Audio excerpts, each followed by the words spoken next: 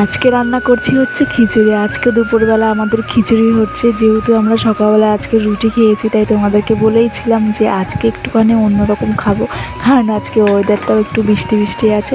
তবে একটু মেঘলা করছে, আবার একটু রোদও উঠছে। এখানটা দেখো গোবিন্দভোগ চালের খিচুড়ি আর সাথে এই ডাল। তো চলো আজকে খিচুড়ি করব। আমার গোবিন্দভোগ চালের খিচুড়ি খেতে খুব ভালো লাগে। সিদ্ধ চালের একদম ভালো লাগে না, আমাদের কারোরই সিদ্ধ চালের খিচুড়ি খেতে একদম ভালো লাগে না। তাই যখন খিচুড়ি রান্না করি, এই গোবিন্দভোগ চালেরই খিচুড়ি রান্না করি। এখানটা দেখো বসিয়ে দিয়েছি, আর তার সাথে আলু দিয়েছি, কারণ এই খিচুড়ির সাথে আলু না হলে একদম ভালোও লাগে না কিন্তু খেতে। আবার সবাই দেখি নানা রকমের সবজি দিয়ে খিচুড়ি রান্না করে, কিন্তু ভালোই লাগে খেতে। আমি একদিন ট্রাই করেছিলাম, খেয়েছি, তবে আমি রান্না করিনি, আমার দিদি রান্না করে দিয়েছিল, খুব ভালোই লেগেছিল খেতে। আর এখানটা দেখো আমার হচ্ছে খিচুড়ি প্রায় কমপ্লিট হয়ে গেছে। সব লাস্টে হচ্ছে একটু ঘি দিয়েছি, সামান্য একটু দিয়েছি, বেশি দিইনি ঘি। এখানটা দেখো আমার খিচুড়ি পুরো হচ্ছে কমপ্লিট।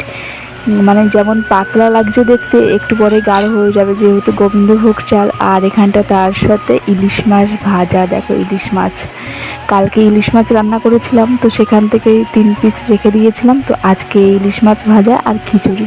তো চলো।